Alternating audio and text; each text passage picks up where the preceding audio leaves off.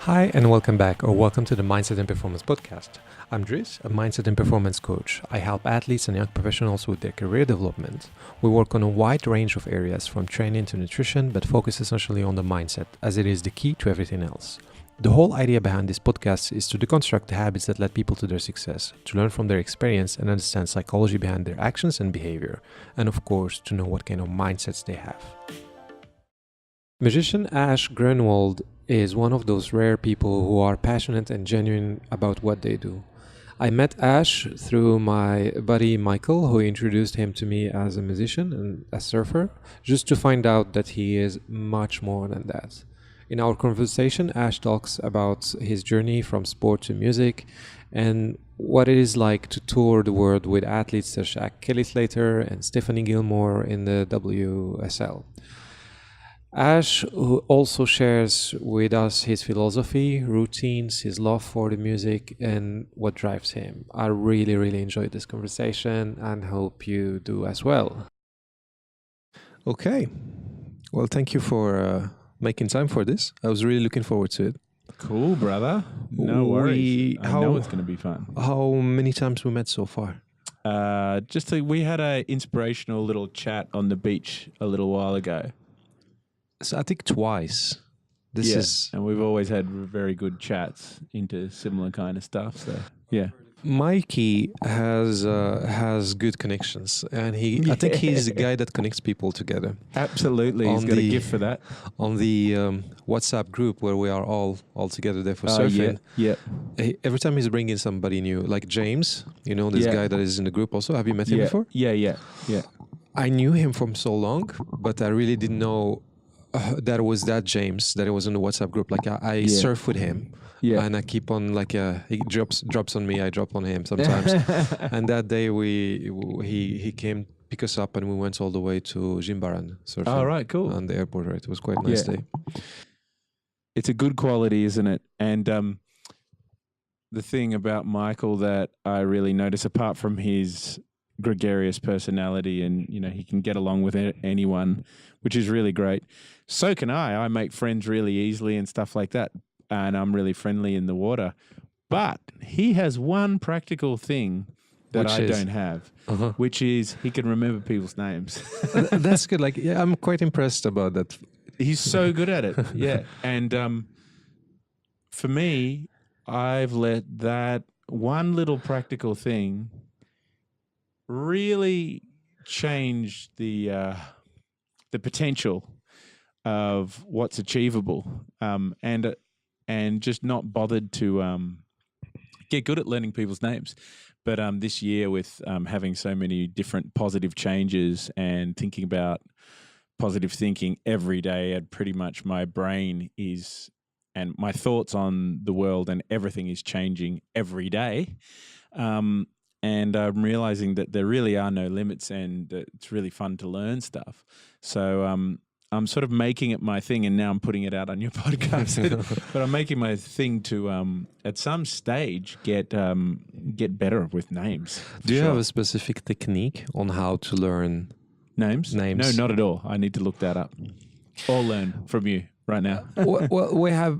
I mean, I'm not so good at it, but what I learned is that once somebody is telling me his name, I'm drawing it. I'm making a picture of it in my mind. I'm literally thinking, drawing it with my finger in neon. In neon. Neon is just my thing. You can draw it in the sand. You can draw it in neon. So too. I'm doing a neon hand drawing with my left hand to try to remember that name. So it's like Ash. Are you left-handed? No, I'm right-handed. I just do it with the left one because I'm probably shaking with the right one. So I'm shaking and I'm drawing A-S in neon in some dark background or something. That's what I try to do, but I'm not 100% good at it. Wow. I mean, maybe you just solved it. I'm going to try that from now on. Give it a really shot. Cool. Give it a shot. Or even if you even if you tried to do it and you even took the time to, you'd be like, oh, Dries. Oh, is that with an E, a double E? Or you ask a question about it, then but I could still. I don't want to use that bad language and say those bad things I was about to say. I could talk about all of those things and still forget. I'm trying to lose that bad language of like talking myself down the whole time. Interesting. We're gonna get into that, but tell me first, where do you come from? How did you start all of this? Like, did you know you wanted to be a musician when you were a kid? How was your childhood when you was little? So I grew up in Melbourne, and I'm from a sporting background, a sporting family, and my whole family religion is soccer. And so I grew up playing a lot of soccer, and I really my ambition was to play for Australia, but I didn't really get to any high levels. I was just working away at it, and I didn't really make the statesides and stuff when I was young. Mm-hmm. But I thought I was pretty handy, pretty good at it. Were you training seriously for it? I was training seriously for it, and I played my first senior game when I was like 13 or something. I was a big kid. And then I was playing at a new club when I was 17, and I had my leg broken, and I always struggled to come back after that. Uh-huh. And the club didn't have a good physio plan or anything like that. And I was young and how did you get into it in the first place? Like, was there an influence from parents, for example? Oh, absolutely. Yeah. Yeah. My granddad, his dad, my dad played schoolboys for Australia, but in South Africa, that was their big thing was soccer. And then, So your father is South African, correct? South African, yeah. Okay. And then my brother played for Australia, my younger brother, and my sister was a captain of the Victorian team. Okay. So they were all really good. But So what kind of influence would you say you got from that environment? I was really big. I didn't realize any of this, but I learned how to work at things, and I learned, like, when I was I think when I was like 11 or 12, I was trying to get into a regional side over Christmas, over the summer period, the representation. Which is also Christmas the next period. level, yeah. Oh, yeah. Industry, yeah. Yeah. And I was trying to get into a better side, and I just practiced a whole lot. And then when I came back for my normal season with my normal club, I was like kind of like the best player, or one of the best players, and I had all this skill for dribbling and doing little tricks and stuff that I didn't have before, and I just learnt that you could actually become what people would call a talented player, and at soccer. Mm-hmm. Through hard work, which no one thinks you can do that. And then my personality as a player was like this guy who was showy and doing tricks all the time, and maybe not that hardworking or not passing very much and stuff. So I would get typecast sometimes in my team of that show off kind of guy, whatever. Mm-hmm. And you could achieve that with just practice. And I thought, that's amazing, because it seems like the kind of thing that you wouldn't practice. It seems like those kind of things seem like more, you're just born with it kind of stuff. But you can practice that. And anyway, so I played music all that time as well, but I just did that for fun. And I didn't think it was possible to become a professional musician. So what age are we talking about here? So that was through my teen years, and then broke my leg when I was 17, and I went to uni, and I studied literature and filmmaking, and also got a Bachelor of Teaching, and became a school teacher, and then. But by the time I just sort of got started with that and my music, I was gigging 4 nights a week anyway, and then my music took over. So when you had your leg broken, what kind of sort of things were you thinking of at that time? Was it, I'm done? Was that the kind of dialogue that you had, internal dialogue? No, I was like, I'm going to make it back, and this isn't going to make a difference. And it's that was when I was 17. So I was finishing my last year of school, and that was important to me. So, and I had locked my guitar away and put it on the top shelf because where I couldn't play it. Because guitar, I just played for passion. And I never thought, as I said, I didn't think you could become a professional musician. So that didn't enter my head. So I just worked away at my studies and I just thought, oh, well, I'll just make the most of it, 3 months on crutches. So, and then I was really ambitious to come back and play soccer and get and recover, and it took a couple of years and it was never quite the same. Interesting, because you knew that like you can build a talent through practicing, training hard for football, but for guitar there was something else ongoing, like no, you can't. Yeah. Right? Yeah, it wasn't even, I just thought it never occurred to me to be a professional musician. Yeah. That was a career path. Uh-huh. I didn't know anyone who was. And I'd never really, and to go into the pub or whatever, I guess I was sheltered. To go into the pub, I lived in the suburbs of Melbourne. And if you went in the pub, there was a fight always, or I just thought, oh, that's a scary place. And I don't know, it's the life I ended up leading was so different because I ended up for 20 years, touring really hard and drinking hard, partying hard, and playing at festivals all the time, and getting right into that lifestyle. Once I finally got in there, I really got into it. 100%. But at first it was like, no, I didn't think that would ever happen. If we go back to parents and the influence that your dad had on you, he was inspiration. You said like in grandfather also, like they were playing football. Both of them? Yeah. Was there any kind of something that he used to say to you that you would say that is still stick and that made you who you are right now? I think... Something that he says or did? I think... if not him, maybe grandfather? I mean, definitely they both did. I mean, my granddad was a big influence on me because he played guitar.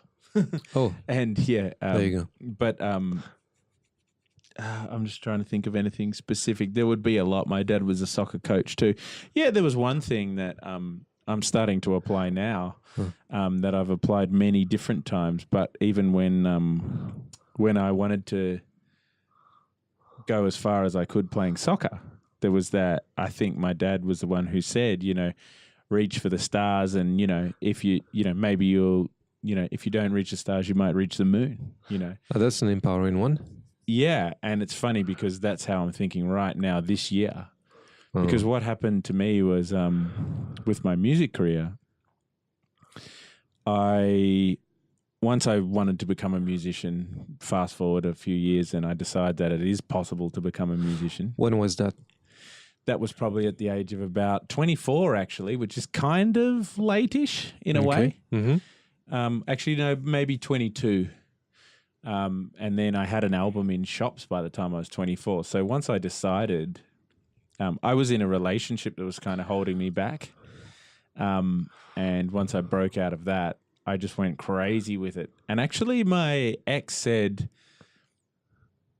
something about, she went and saw some, I don't know if it was a clairvoyant or something. I haven't thought about this very much.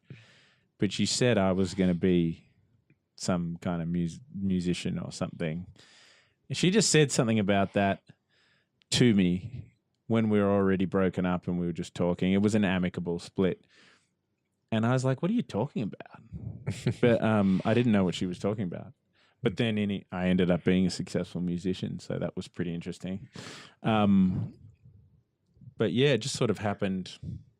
I just threw all my ambition and everything into it. And then, because I'm a blues player, and you saw me here fiddling on the guitar, I've been playing a lot of guitar lately. At the very start of my career, that's how I was in that blues thing, where it's almost like a sport where the players are so good at it.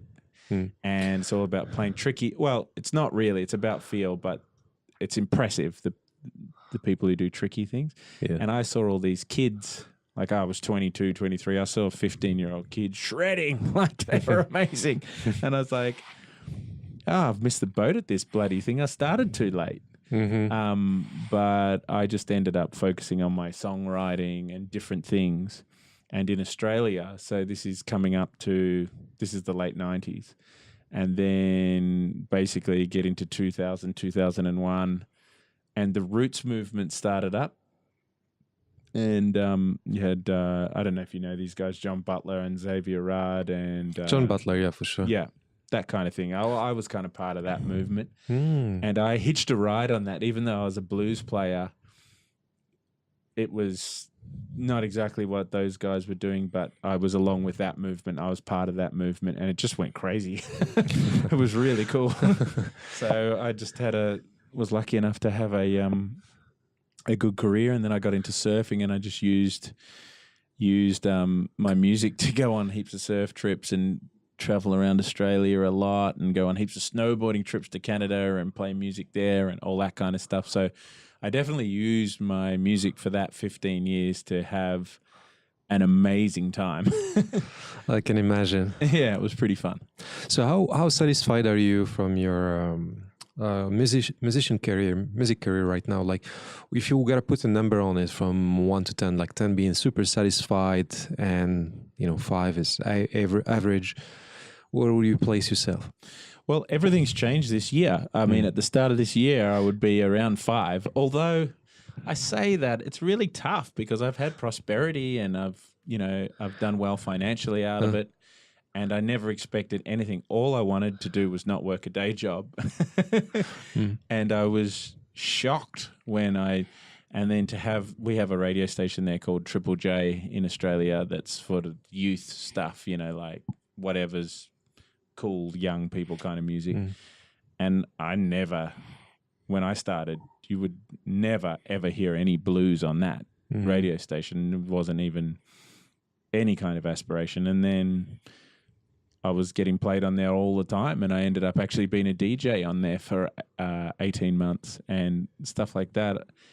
Every part of my career, I was just pinching myself the whole time, going, "Oh, it's going to end, it's going to end." And on all the way for a good decade, I was saying, "It's going to end soon, it's going to end soon," and it wasn't.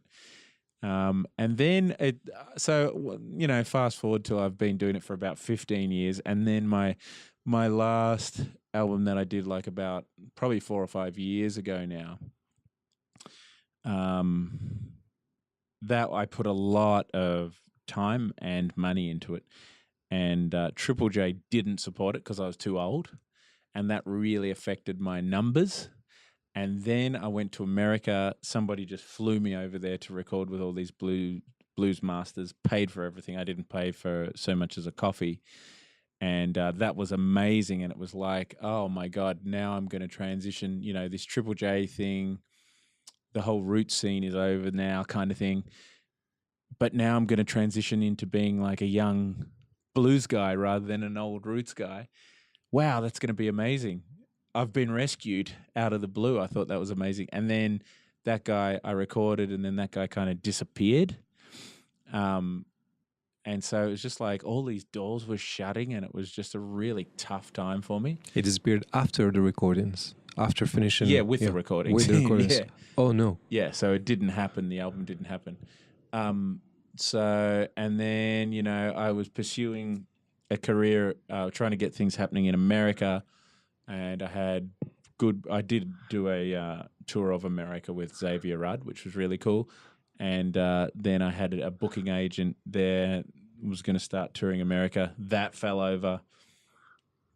Same thing in Canada. And I had been touring Canada for almost a decade. And I was just about to step up to the next level there, started playing some good festivals. That kind of fell over. So, and then I just sort of, it was like, okay, well, I have done well at this music caper. Fuck it. And I ended up moving to Bali and just surfing a hell of a lot and just gigging. I was gigging, but I still didn't put out another album all that time, just one single here or there to keep things going. So I was feeling kind of like, I really don't know what's next kind of thing, and until this year. And yeah. So how did you go through? How did you manage all that disappointment and frustration? Like, did you have a specific technique, or what were you thinking at that time? Like, a lot of people will find it like extreme challenging and just maybe pull off completely. Well, yeah, I was like, okay, And I'm you in this didn't. for the long haul for Yeah. sure. And I have the really lucky thing that, you know, financial things, you know, like I have my family and my wife started a really good business, but still, I still had to keep stoking that fire financially, and we built a house and we did all this stuff. So I still needed to keep money in, which I think is really good. And there was a few times, like, because we've got, you know, we could have sort of sold everything up and made it all like debt free, and I could have gone. I really wanted to do that and go, right, okay, I'm going to keep playing and everything, but now I know that playing my guitar has got us a house paid off and blah, blah, blah, and we're done here. And now we can just move into the next phase. But my wife didn't want to do that. So it sort of really kept me, which I'm glad of. It kept me having to keep going with it. It's not to say that I would have stopped, but I didn't want any pressure. But it kept the pressure, and it just made things keep pushing along. And then it got me to this year. But like this year, everything changed. So it's just fantastic. Like it's gone through the roof now. That's good. So what's that number? What's the number 1 to 10? Oh, now? Yeah. Oh, I'd put it at I don't know. I mean, I guess I can't put it at a 10 because I'm not like a household name, but I feel like all of my dreams and everything that I'm setting out to achieve now with music is coming to fruition, and I feel very much at the start of something really exciting. And I've just had this year, I've had a lot of things turn around, and it started with quitting drinking. Yeah, that was on the 1st of January.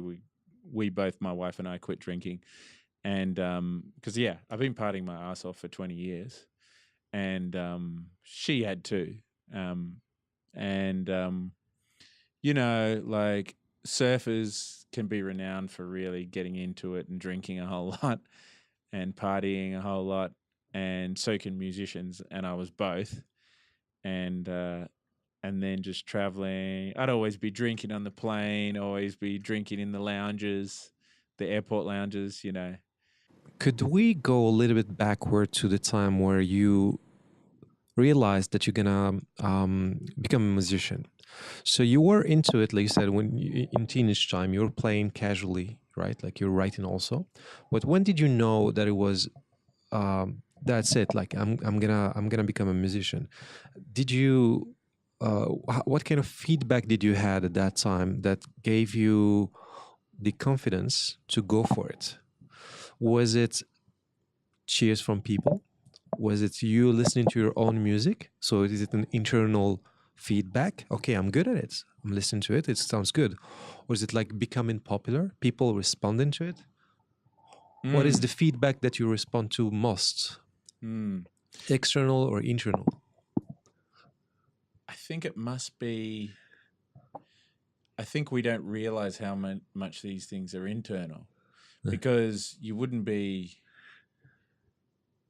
I must have been that guy singing really loud at a party, or you know, like it was so funny that I was studying uni, and we had the option when I was at uni. I was doing film, and you know, you'd get all these different electives, and we had one elective that was learn this new program at the time called Pro Tools. You know, Pro Tools is like I think I remember that one. Industry standard.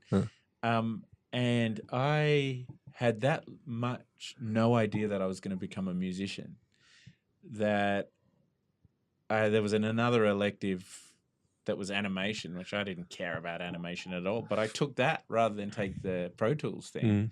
So I had no idea I was going to become a musician. Yet at uni, I'd be there in people's films. You know, everybody needs actors for films. And I'm like, oh, yeah, I could play guitar in this. And I'd be singing away, singing and playing guitar in people's films and stuff. So it was just very much who I was. Mhm. And So that was the kind of feedback you had. Like, yeah, I enjoy it. It's yeah, fun. and I always wanted to play for I'm people. quite good at it. And I must have thought I was some kind of legend wanting to. yeah. No, I think I always have been a pretty good singer. Yeah.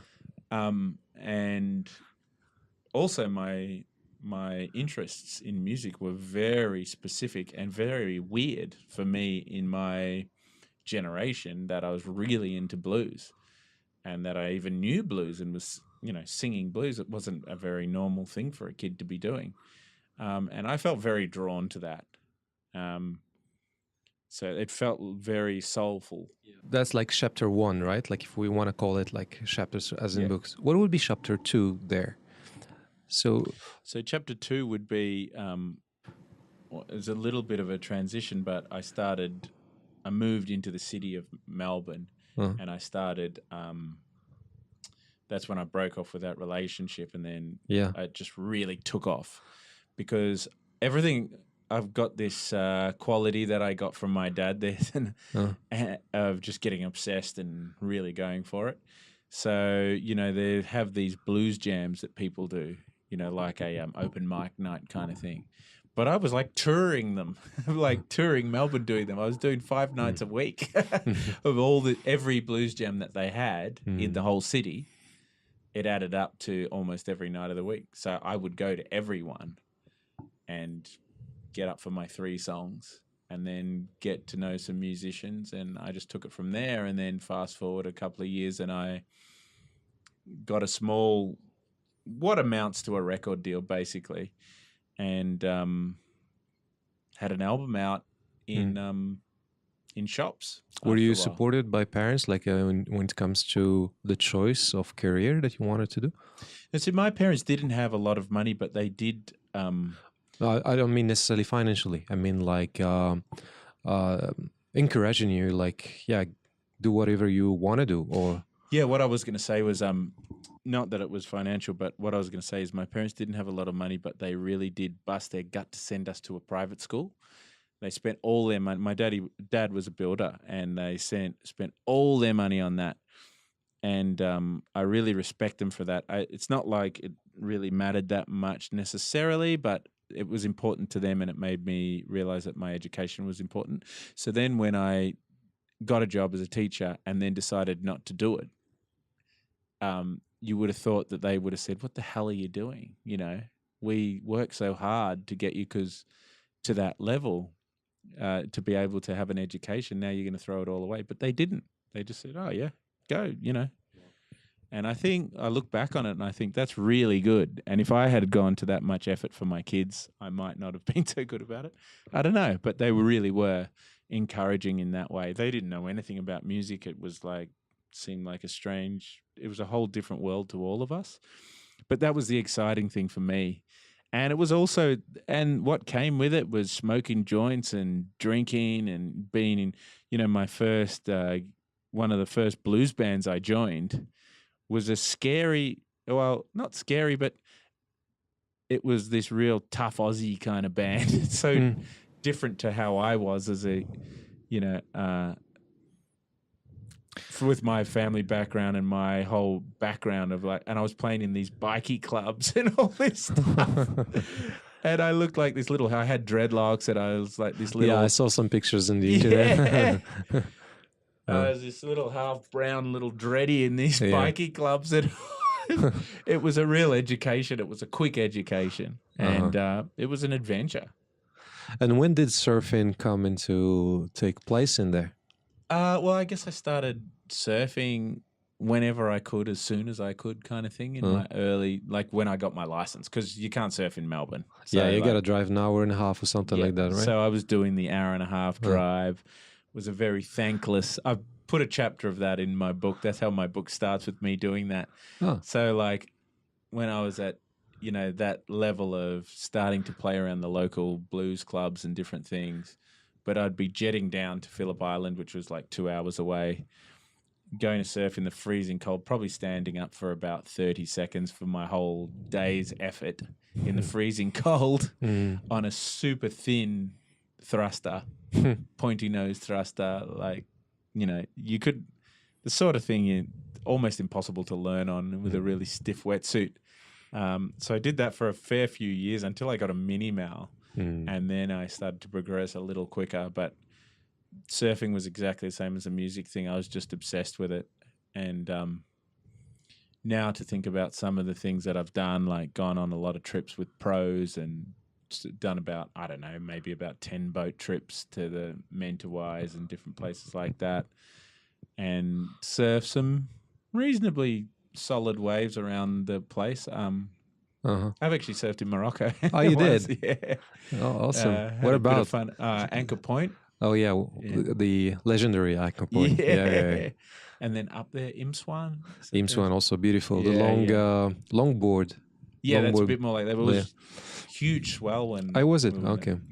we went up there. But anyway, but yeah, traveled the world with that as well. But I haven't surfed in Hawaii or anything. But you know. So what did it take you to get to where you are at right now? Like you're connected with world-class athletes in surfing, probably snowboarding too, right? Yeah. You play in different countries. What would you say the top mental skills that you carried along to get to where you are at right now? Well, I'd like to answer that in two ways. Yeah, to get me to this point is one answer, and then from this point is a different answer. Go for it. The first part of the answer to get me to this point is I think I've never been what I would call a disciplined person, but I'm very, very, very driven when it comes to the things I'm passionate about. So 100% inspiration and passion, and just once it's that kind of thing's there for me, I work super hard at things that I'm into. And then things that are boring, like filling out a form, or like if I get a fine, I'll just sort of like throw it over my shoulder. The world's worst administrator. Totally loose, but just, I worked super, super hard at it. Would you say were you consistent? Ultra on and off? Consistent. Sorry? Ultra consistent. Good. Okay. Consistency. So consistency is one of those mental skills. Absolutely. Right? Well, I don't turn off. Like, especially this year, now that we're not drinking, because sometimes we'd be down by the pool drinking and playing music. And, procrastinating. Yeah. But it was because of the drug of alcohol. Because we were half drunk, you know. You'd a lazy Sunday afternoon or something. I could be productive and have a few drinks and like practice and stuff if I was by myself. But if I was with my wife or with friends or something, you just go places and have a few drinks and do whatever you do. But, you know, you just waste so much time. Now, this year, you know, my playing, I took guitar lessons.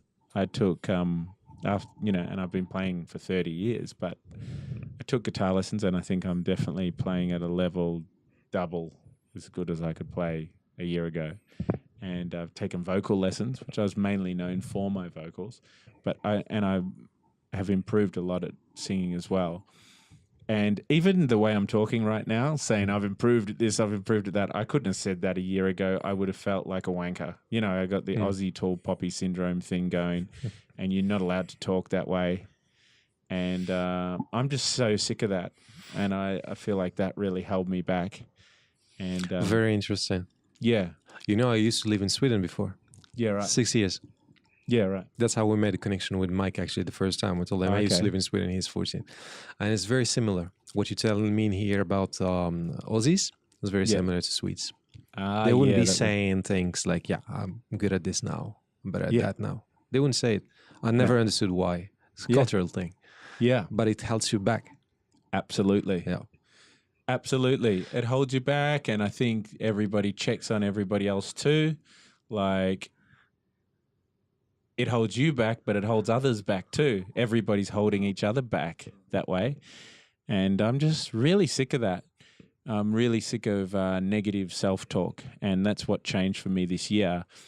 Was I was in West Oz, and I got great waves on that trip. But I had some gigs that were small, just really small gigs, and I knew they were going to be small. And Danny, my wife, said, now, when you go and do these gigs, you're always trying to talk people into saying that you're finished, or I always would be telling people, I'm got less people than last this time, than I used to get, and I'm going nowhere. Sort of often I would try, and it's like I was trying to. One part of me relished in the honesty of telling people exactly how it is. If you're going well, tell people you're going well. But if you're not going well, tell them exactly how you're not going well. And so I had been doing that. But Danny's said to me, it's like you're trying to convince people you're not going well, and you talk it down too much. So you should just say, no, the gig was great. If they ask you how many people were there, or if they're really into the stats, then you can tell them. But if they don't ask, don't tell them, because they probably don't even care. They just want to know how your gig went. You're there telling them that you didn't pull, And she was right. I was out of my own fear, or out of my own, fear that I was going downhill. I just focused on the negatives when I'd talk about my career to people and stuff. And I think it had a little bit of an effect on my career. Anyway, so I said, okay, you're right. I don't want to do that. I want to change that. And from that was a car drive to Denmark in West Oz, this place called Denmark. Mm-hmm. And that gig, there was 100 people at the gig that night, which is not a very great turnout for one of my gigs. And it was just the most fun gig, because I had told, I had committed to the idea of making it a really great gig, and being able to tell people afterwards the gig was amazing. So I already had the plan. Right, I'm going to have to tell people after this gig that this gig was amazing. So I had to make it amazing, and I did. And every gig since then, this year, every single gig has been really good and enjoyable and felt amazing. And I felt like that was before I started practicing and stuff. But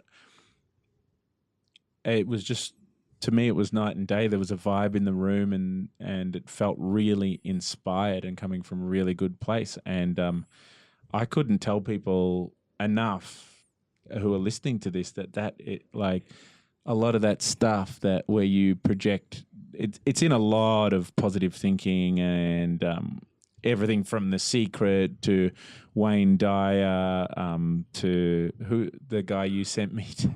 Yeah. A lot of people will talk about Bruce Lipton and all these guys, yes. It's very common across a whole lot of different philosophies, but it's a common thing in the New Age thing to manifest your outcomes before they've even happened and feel the feeling of it and stuff like that. But this was before I knew any of that, and it definitely worked.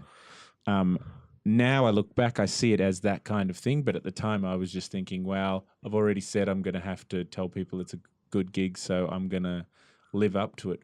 But now I realize what I was doing was I was telling my subconscious, okay, we're locking this one in here, so let's make it a good one, because we're locking it in. We have to make this good. And then I think your subconscious just goes, yeah, okay, well, let's make it good then. Actions also follow.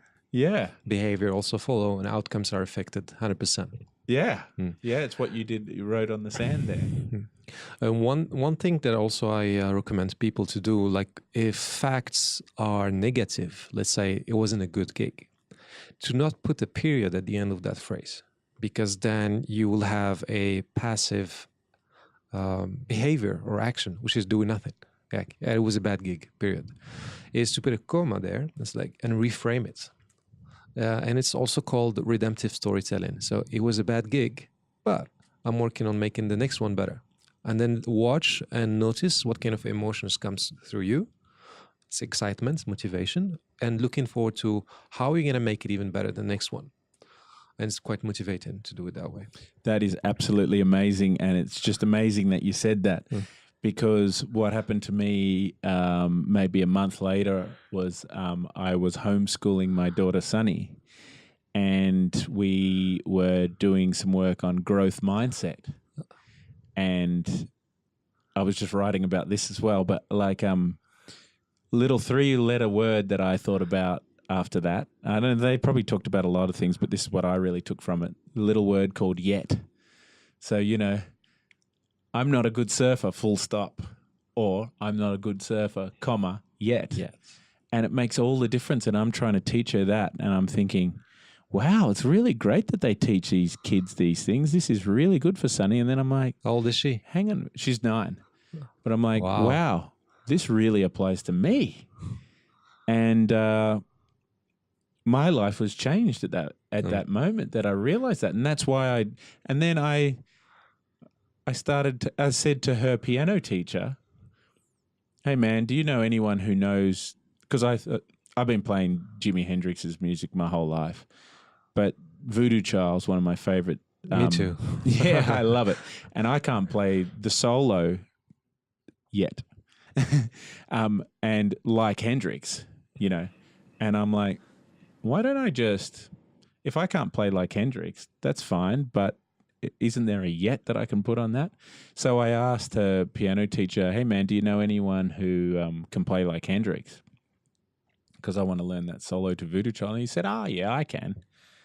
I'm like, what? And anyway, he's like, yeah, okay. And I said, I'll work it out, he said. I'm like, yeah, okay. I'll call you Puck Hendricks then next week if you can play that. And he did. And he's amazing. Oh, my. And I don't know, I might have done 25 lessons with him since. Wow. And I will say I'm still not quite there with the Hendrix thing. But but my guitar playing is infinitely closer to Hendrix than it was when I first made that call. See. And I can see that I will be at a Hendrixy level in terms of tricky guitar work. I think Hendrix is the biggest genius and freakazoid. So I'm not going to say I would be as good as Hendrix, but at that kind of tricky level of guitar, I will be at that level very soon, within a couple of months, I think. But yeah. Awesome. You nailed it. Changing the belief to change the outcomes. Empowering beliefs instead of limiting beliefs. I can't versus I can with hard work. Yeah. That's great.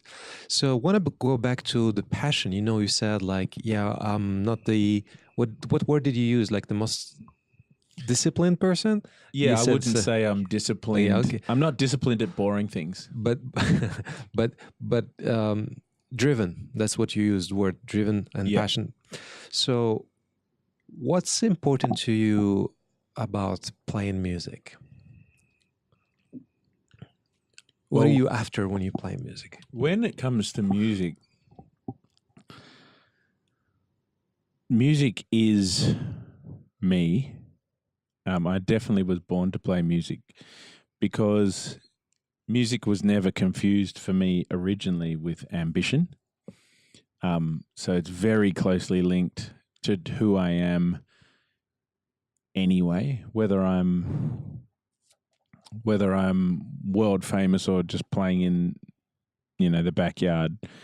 I can't stop playing music, and that's something that I've done all my life. Got a bit lost then. What was the question? What does it bring you? What's important to you about playing music? So I get a particular feeling, and the more I learn about life and the more I look into these spiritual matters, I realize that there's a lot of terminology for what happens to me, particularly when I play guitar or when I sing a long note. It's probably what I think I was just finding this out last night or the night before when I was doing some writing about it, but it's probably the flow state. But there's certain moments when I achieve, we used to call it achieving liftoff. There's certain times when you can be playing a solo, especially if you're on a really big stage and it's like really like loud amps and it's feeding back.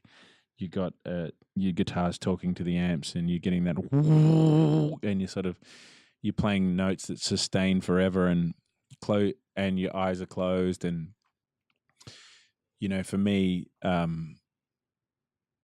I'll drift off and it's like my soul is like up the back there above the crowd or something, like not even where I am. And I've always, for a long time anyway, for at least, I don't know, for probably, it'll be 30 years soon, that I started soloing, playing blues. And that's the only way you can get it that I know of in that kind of music. Is, for me, it's when I'm bending strings and singing. Okay, try to bring me keywords here. Like it could be a little bit abstract words. Like if I tell you what's important for you in a relationship, for example, you would say, well, communication is important for me, and understanding each other and happiness and stuff like that, right? Like, so when you think about music, what does it bring you in terms of these words that are just give It gives me joy. Yeah, Definitely. It gets me into the moment. It gives me joy. It's my profession, so it gives me money. yeah. So money is probably, you can call it like security somehow. Oh, or yeah, stability. Yeah. Yeah. Ironically enough, because you wouldn't think Yeah. music did that, but yeah. Yeah. I went to get a house. How long ago? Maybe 15 years ago or something. And I went to get employment insurance, and they sort of laughed, and it's like, you can't insure a musician. We don't know if you'll have gigs next year or next week, And so I was like, oh, okay. Oh, well, I'll just do it anyway. And I did it, and it's been a very stable career through economies going up and down and whatever. So it's given me everything that I have in my life. What's that everything? Can you point at it? Well, it didn't get... Well, yes, it did. It gave me my relationship. So it gave me my kids. It put me here in Bali. It gave me this lifestyle and my family a lifestyle that's absolutely epic. That's the material stuff. Am I hearing here freedom? A lot of freedom. Connections? A lot of connections. Stability somehow? I guess so, yeah. I mean, I never think of it as stable because I'm comparing it to doing a day job, which is seemingly more stable. But that's what stability means for you. Okay. Some sort of growth? Well, yeah, it has. Because you keep on learning. You sound like you're taking lessons on that, growing, learning. Oh, yeah, it's so epic for that, yeah. So what else? What else can we add to this list? So... keywords. I've never thought of it like that. It feeds my soul. It's a bit deeper than, for me, it's a little deeper. It's my means of expression. So there's a whole spiritual side to that where I can play the same songs. Some of them I probably will play the same songs for 60 years or something. And every time it's like, I guess people go back to meditate. And you sit on the same mat. Well, I might grab the same guitar. I might play the same Howlin' Wolf song, like some old blues song. It gives me a special feeling. So keyword, I don't know, mindfulness, soul nourishment. See, this is where we're going with this, is we are actually eliciting your core values. So these are the things that are important to you, that matters to you. And then you're getting them through music, but you're probably also looking for them in, let's say, your relationship with your partner. They are the things you look for when you travel. You look for connections, stability, fun, joy, freedom, a sense of freedom. And they are actually the things that drives our behavior, actions, everything. They are the fundamentals of the guiding principles of human behavior, both with the belief system. Wow. So when you have them, when you have been, you mentioned in the beginning you were driven, you've probably been driven by these without really knowing what they are, like seeing them,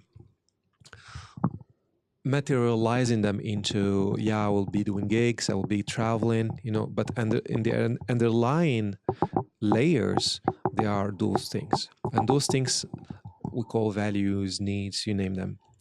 They drive every single thing we do. Wow. And when we are conscious about them, we have them in front of us. We even list them if we want to. Actually, I have mine on my bracelet. every decision I make, I say, okay, is it gonna give me freedom? If my one of my values is freedom, for example, is it gonna give me freedom? Is it giving me connections? Give me these things that I'm looking for? This high level that you mentioned, like you said, deeper. Actually, you used the word deeper.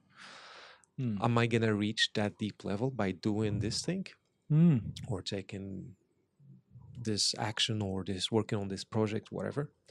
We make better decisions, and making better decisions is having better outcomes, basically. Yeah. So Wow, that's really interesting. yeah, interesting to see what was driving you, and what is still driving you actually in your career. It's that also has a crossover for me in that notion that how you do one thing is often how you do everything. Yeah. Yeah, and that's really interesting. I've never heard it put like that.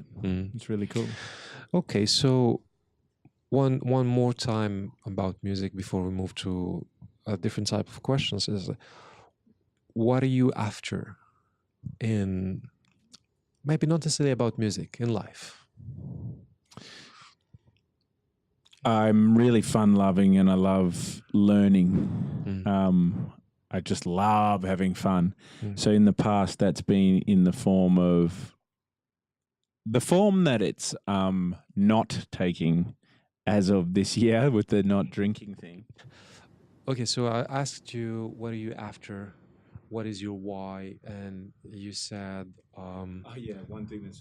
Yeah, I've always been so what's my why? What am I after in life? I really, really love to have fun, and I'm a fun junkie, and I've chased it my whole life, and I will continue to do that. I was chasing it in the form of hedonism, and mainly the hedonism of substances, and mainly drinking, and that just weaved its way into my life because of the lifestyle. And it wasn't like I really needed it, but it was just a habit, and it was a bad habit, but a habit nonetheless. Not always bad, but often, or I think it did impinge on my spiritual growth too. And it's been part of the awakening of this year. And tell us about it.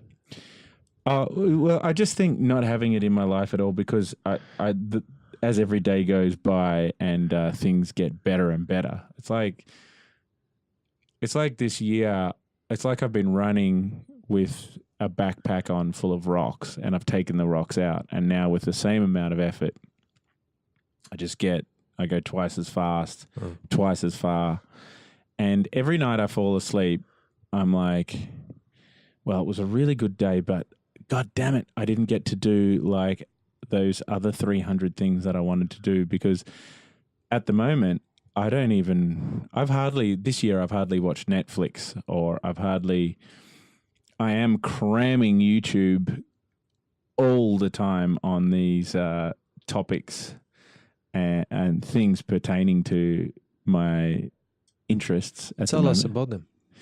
Well, you mentioned awakening the other day in Mike's birthday. You mentioned epiphanies. Many epiphanies. My wife's really into it too, and she's been doing the same thing and having her own epiphanies. But how did it start? I think it probably started with Danny getting into Wayne Dyer, who was a real king of a self-help guy who was in the public eye doing publications and stuff for 40 years. So he changed, and he's dead now, but he did overcome leukemia through basically positive thinking and some of the things that we've talked about. But he was really accessible and really good. I mean, I've always been into spiritual stuff, and I was really into, I really had an heavy Eckhart Tolle getting into the now kind of phase back in the day. So that's still rattling around in my head, and that actually goes with a lot of this stuff. And was there a specific moment where things have shifted?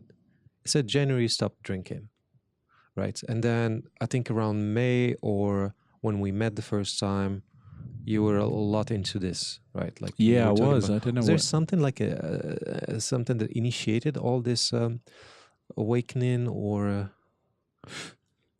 It's just been feeding, like I've Yeah. just been feeding it a lot with information. Mm. And I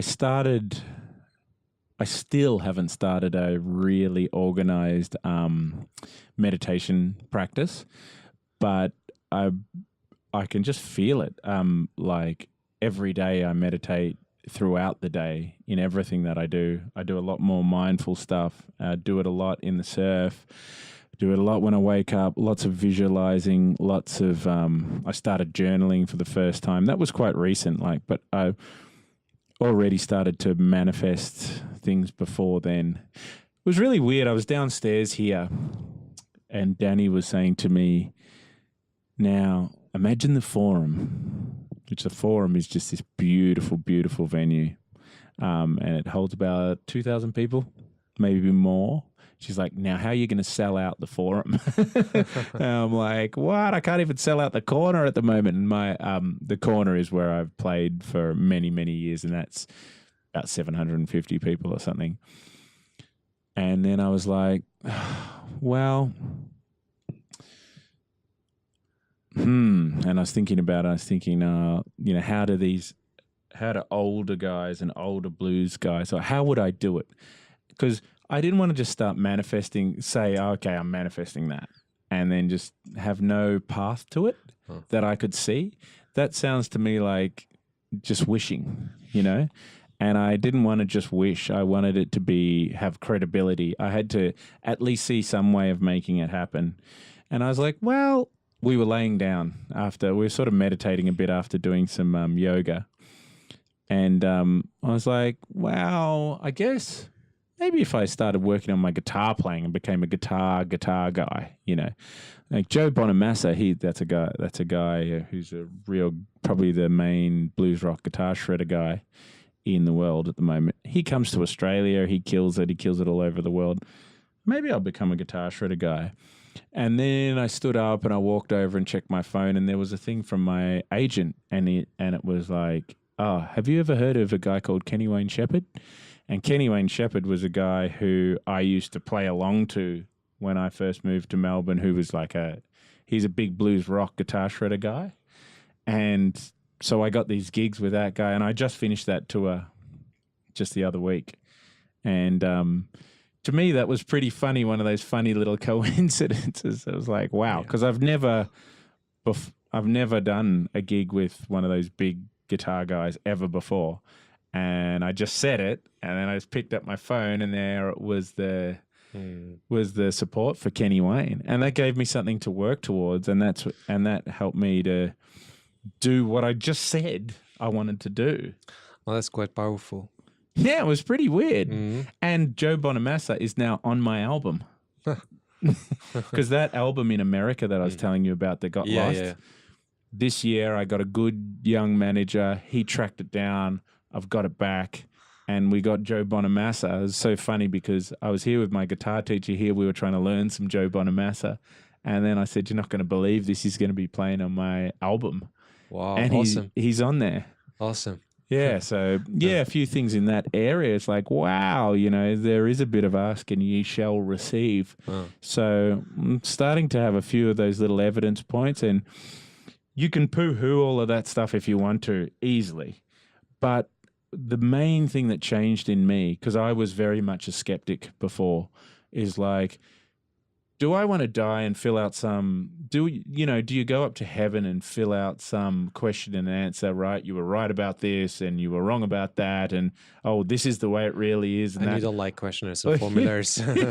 Or do you just go with what is genuinely helpful? And so I decided to just go with what was helping my life. And it's just helped my life more and more. And actually, the more you dive into it, it's just the more positive everything's become. And I'm like all about it now. Because the more I learn about it, I learn things like, it's what, using this positive thinking and projecting and trying to manifest my dreams has got me like so far this year. Like I got a record deal, a book deal. You know, there I was hanging out with Kelly Slater for my book and Steph Gilmore, and they're telling me stuff about this manifestation stuff. It's like the list of things are now like all, you know, my publishers, the fact that I have publishers, my publishers and the record company, they're saying right now, we want to, you know, really make this a priority. Now, are you prepared to do a whole lot of TV? You know, we might have TV crews coming out to Bali, and they're saying all these things and we want to get you on this thing in Australia and that thing, all these really mainstream TV shows and stuff. And I've done a little bit of that in the past, but, you know, there I was a year ago thinking all of that was over. Mm. And it's like, no, it's very much on the table now. And, you know, I just got Casey Chambers, who's a household name in Australia, country singer, on one of my tracks, and getting all these other people on my album. One of these guys, the Teskey brothers, these amazing young cats who are just killing it. This guy's got an amazing voice. I asked them if they would be on my album, and they said yeah, and they said I was one of the reasons that they got into bluesy music and stuff. And I don't say that for the point of boasting, but it's just like when you just project forward and go into it really optimistically and everything's lining up and you're just going for it. Like I couldn't really tell you the disappointments that have happened this year because I'm trying to be pretty frictionless with the bad things and just jet past them. Like there's some people who we asked to be on the album who aren't on there or who don't want to be on the album or whatever. And I just like, I don't even care. It's no point in mentioning their names. Whereas last year I might have said, oh yeah, we got this one, but we didn't get that one. And you would end up with saying, the end of your sentence will be like, we didn't get that one. Yeah. It's like, who cares? Yeah. You know, now I'm thinking, oh, well, bad luck for old mate. He missed out. Let's just move on. That's a growth mindset. Yeah. Could you tell us about the book? Yeah. Well, one thing I would jump to about the book, the book is... Well, what the book is about is I'm into, because I was asked to write a book, and we sort of did some brainstorming about what sorts of things I could write about that people would be interested in. And I think if there's anything that I feel like I'm over the years become an authority on, it's the intersection of surfing and music and making this lifestyle. You know, here we are in Bali right now doing this podcast in my little makeshift studio. And it's just a good example of those two things crossing over, you know. We met in the surf, you know. I've got a guitar on my lap. It's always been the way for me. So I thought, you know, I've met so many of my surfing heroes, which, you know, I'm a surf groupie. They might be music groupies or whatever. To me, it's good to meet famous musicians, but it's sort of what I do, so I don't care that much. But I love meeting all the big surfers and whatever, and I've been so fortunate to have some surfing heroes be really close friends. So I thought it'd be really interesting to write a book about that. And the really cool thing is a lot of these things that we're talking about, they're starting to come up. And I'm starting to ask those people these questions. And it's amazing, you know, how much they use all of these kind of things. They do use it. Yeah. Especially the competition ones. Like, I kind of, like, when I was with Callie, well, just briefly, like, so it's called Surf by Day, Jam by Night. There's a fair bit of autobiographical, just funny, well, hopefully funny stuff about my life. You know, I'm not some shredding surfer or anything like that, but it's, you know, just about a few things about the adventure of it. And then I interview them. The one from Bali is Jim Banks, who's a pioneer here. He lives up at Uluwatu. He's a really good friend of mine, and he's just got some amazing stories to tell.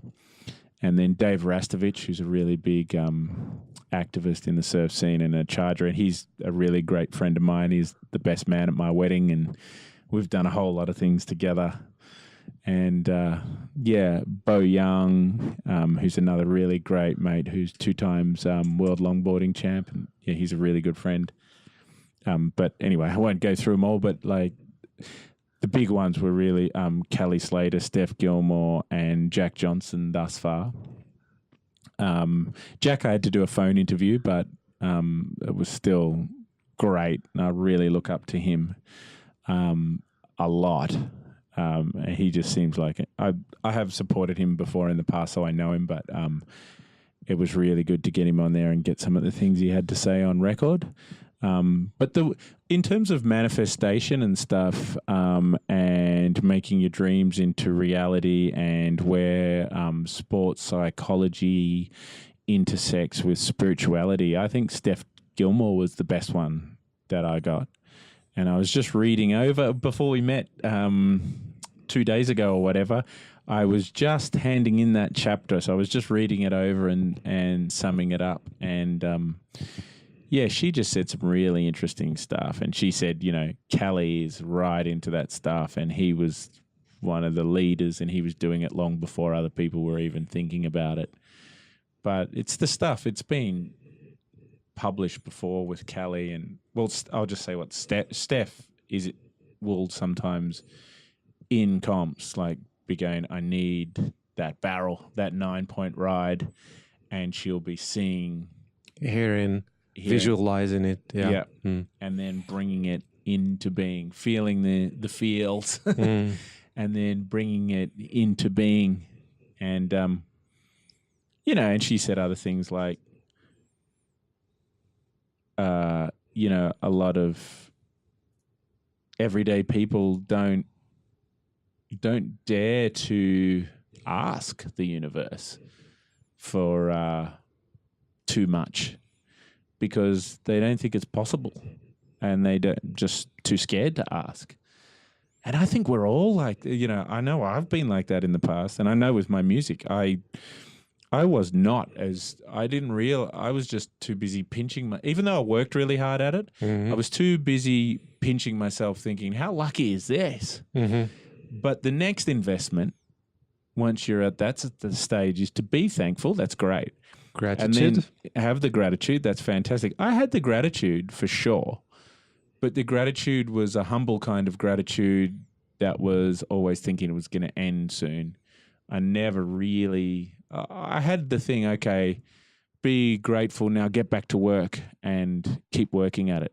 But I didn't have that thing of like, I don't know, okay, where to from here? Let's plot forward and let's keep this going kind of thing. Yeah. So that's something I think I learned from Steph. It was at the perfect time for me when I interviewed Steph, because I'd been thinking about these things and I'd been reading a lot of Wayne Dyer, who talks a lot about manifesting your dreams. I'd definitely recommend him. And then I asked her the question, and she was just like right into it. And I was like, wow, okay. If these guys are into it, you know, like... And they have been practicing this for a while, I guess, to get to where they are at right now. They have and you think it's just like, it's always surprise, surprise, you know. Or it happens in music all the time. You finally see a documentary about some band that's huge or some artist that you love, and you realize everything they did was intentional. They worked really hard at it. They wanted it, manifested it, planned on it for a long time, and they brought it to fruition. You know, like it wasn't just that accident that it seems like from outside. We just see the surface. Yeah. We just see the surface and we think it happened because of luck or some kind of thing. But like, yeah, like you said, manifesting, hard work, focus, resilience, growth mindset. Yeah. And she wasn't that. The thing is, with Steph, it's like, okay, that's easy once she's Steph Gilmore. But like, she was Steph Nobody when she first started doing that. You know, she was just a good surfer. There was probably other good surfers too, but she's the one with 6 world titles going on for 7 or whatever. And, you know, same goes with Callie and everything. So that's really. So you're that's learning really- a lot from conducting these interviews and writing your book and your message. What would you say the message that you're trying to pass on through your book? I think a lot of the things that I've learned this year, they just have to come through. Yeah. And I keep writing about them, and it's up to the publishers to edit it out if they think that. If they think that, people don't want to hear your pearls of wisdom or anything like that, I'm not going to self-censor because I'm really, really excited about this stuff. And a lot of it is an epiphany for me. And it fills me with optimism and a sense of light. And I guess that's what I want to be on stage in my lyrics and in my writing now that I'm a big fancy author. When is the release, by the way? It's next year. Oh, okay. So both things are next year, but the album and the book. I want to... Now, the Aussiness of me, I definitely feel like this is wanky. But I want to spread a bit of light around the place and be a bit of a light for people. And especially at gigs, I've always had this kind of vibe on the stage that it's about making people happy, and people have often left the shows happier.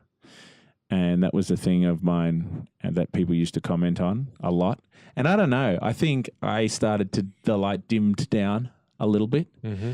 And now it's shining a lot brighter, and I want to keep stoking that fire till I'm glowing, hopefully, and pass that on. And I think the way, in the absence of partying away and drinking and carrying on like that, that's what I used to do for a run up into gigs, have a few drinks and get the party going and stuff. But now I just feel like through being really present and just having that that consciousness flowing through you, I think that will come out much stronger through the music than intoxication.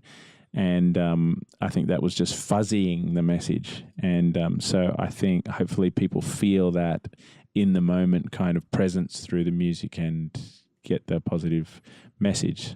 Through the book as well. Yeah. Yeah, through my lyrics and through the book. Yeah. Also, so would you say that your goal is quite clear? Your mission also is quite clear? Yeah, it is.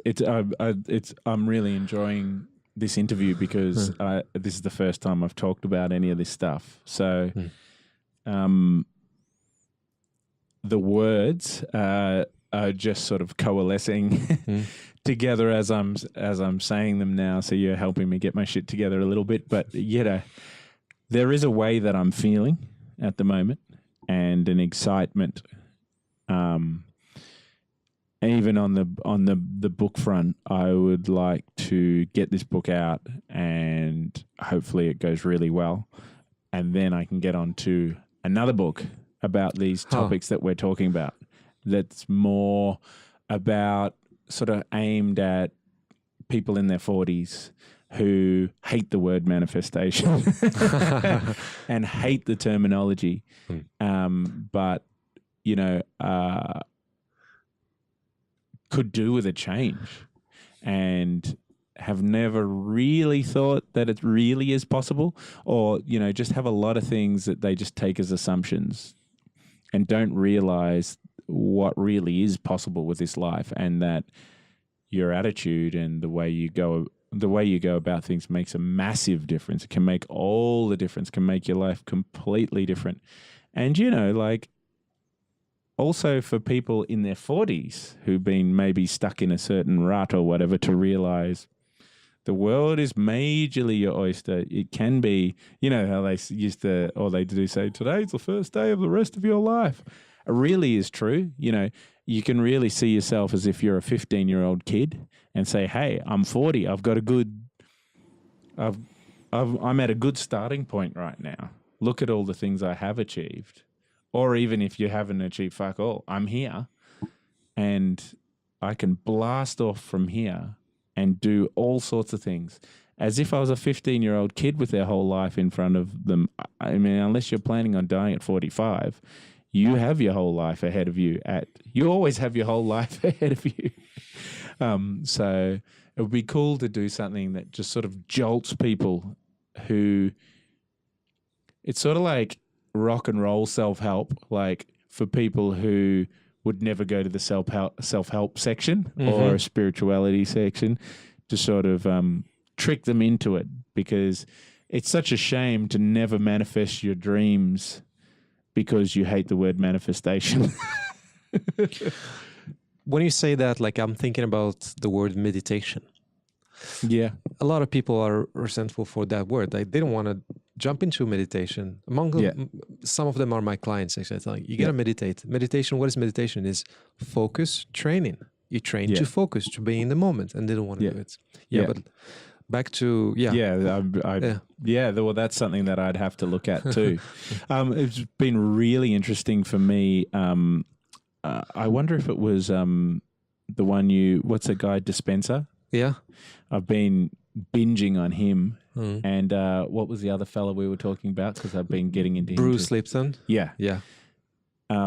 So I've got into so much of them and been listening to it overnight, which as well.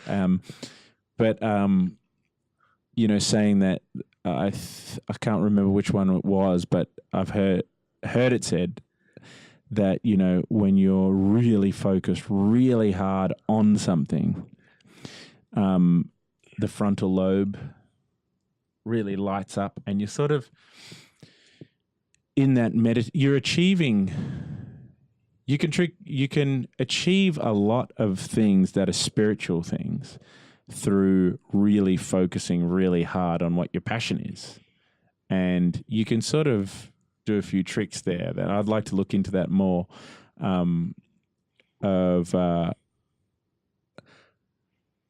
If you are optimistic, positive, and single-mindedly learning something new, I think it's quite good for your brain. Let me put it that way. And when you are learning something new in a positive and optimistic way, you are at your happiest, I believe. And you certainly can't be in a rut. So I'd like to explore that kind of thing a bit more. This has been really, really, really awesome and great, like, talking to you here with we were surfing the same waves a couple of days ago, and now we are here having this interesting conversation. Yeah. Digging deeper into your habits and your interests and your goals and your motivation or your drives. Really, really stoked having that. Wow, yeah. Thanks heaps, and I've learned a lot, and I can't wait to listen to your other podcasts because, you got a lot of good stuff going on, brother. It's really, really cool. Thank you. Thank you for listening.